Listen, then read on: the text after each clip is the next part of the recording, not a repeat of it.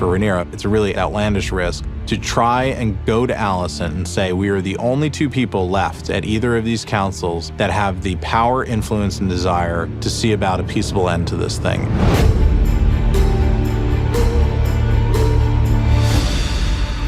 Your false Queen Rhaenyra is a kinslayer. Your uncle declared for Aegon, did he? Aegon Targaryen is no true king. The Brackens and the Blackwoods are ancient foes and rivals. One of the big ideas about this series was generational conflict. That's the standing of the Blackwoods and the Brackens when we first find them, which is a sort of microcosm of where House Targaryen is getting to. They happen to have the two largest armies in the Riverlands. It's 40,000 swords if they all come together under one banner. I will enlist the Brackens, subdue the Riverlands, and take Harrenhal.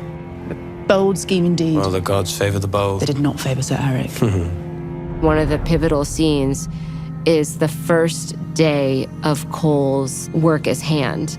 We've always seen Cole as a strong, brooding guy. And this was a moment to peel back all those layers and understand what he's like alone in a room with himself.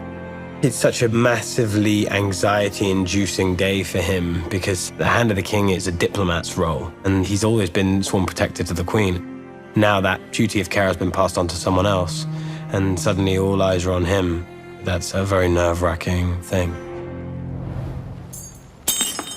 Cole is a terrible choice to be Hand of the King. Aegon's ultimate goal is to have someone who is a feared warrior but not a great politician because he doesn't want to be outshone. To war, then. I'll come too with Sunfire. Aegon. Your Grace. Aegon has this insecurity that drives a great sense of confidence. I'm as fearsome as any of them. In this case, he wants to wear the king's armor. He wants to visually push himself forward as a leader. Aegon is not thinking tactically, he's being impulsive. It's the same old trends in him. His self-awareness is growing, and not in a good way for him because he's becoming more aware of how much of a fraud he is. And it's eating him from the inside out.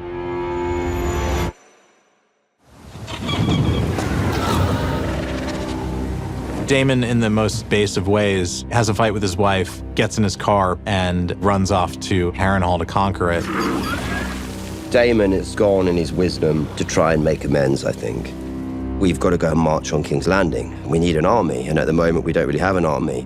Daemon is hoping to meet some resistance in there. He's looking for it, but he's frustrated in the fact that he can't find it because the castle is so poorly occupied. I'm claiming Harrenhal.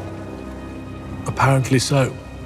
Simon Strong is Lionel Strong's uncle. He has no loyalty to his family because he is a man of honor and believes that Larys burned his family.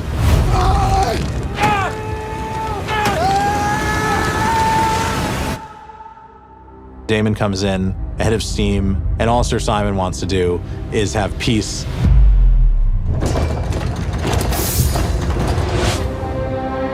The most interesting part of the Harrenhal story is what it does to Daemon. He starts to have these hallucinations, these dreams. He's not sure what's real and not real.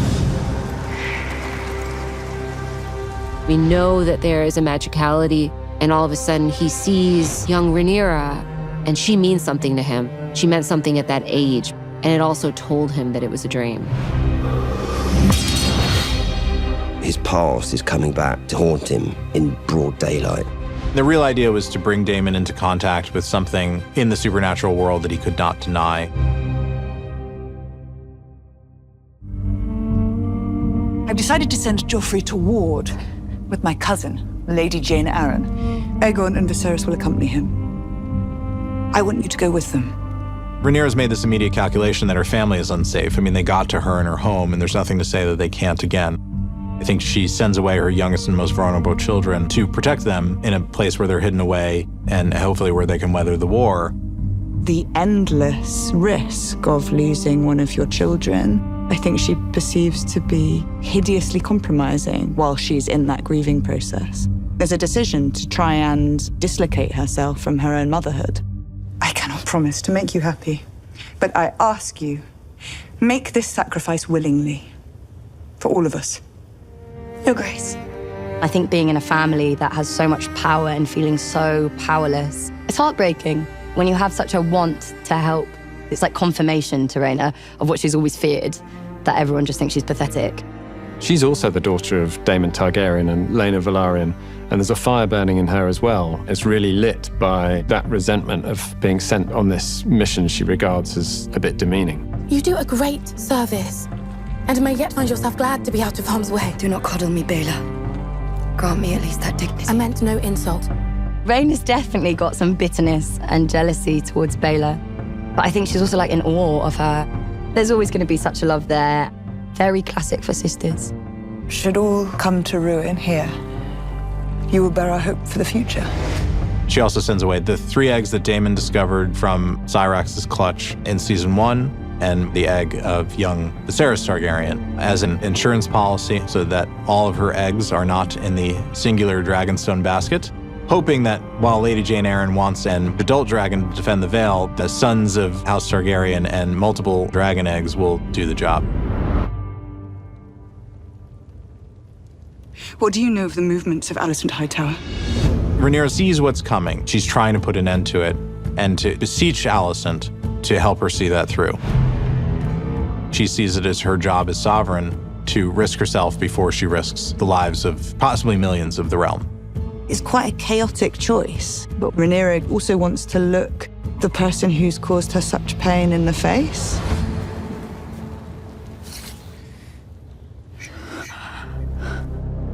When Rhaenyra and Alicent come together, they're right back to that moment where Viserys died. He changed his mind. I've been at times unkind, but never untrue. She has to reckon for the first time with the idea that possibly her father changed his mind, that she lost the mandate. But when Alicent explains that his last wish was that Aegon be king, and she starts talking about the prince that was promised, that's when Rhaenyra realizes that Viserys was talking about the prophecy. It's a story he once told. About Aegon the Conqueror. That story and what she's told herself has given her such strength. This just throws Alicent's world into complete chaos. There's been a mistake. There's been no mistake. Please. Rulers can exploit prophecy, either knowingly or unknowingly, to see through their power and their influence over the realm. A terrible war is looming. And even victory may be so bloody as to be counted a loss. Do not let your pride blind you. There's been no mistake. Rhaenyra does not get what she wants. It's not because Alicent's unwilling to hear it, it's simply because Alicent is saying, my power has been stripped away.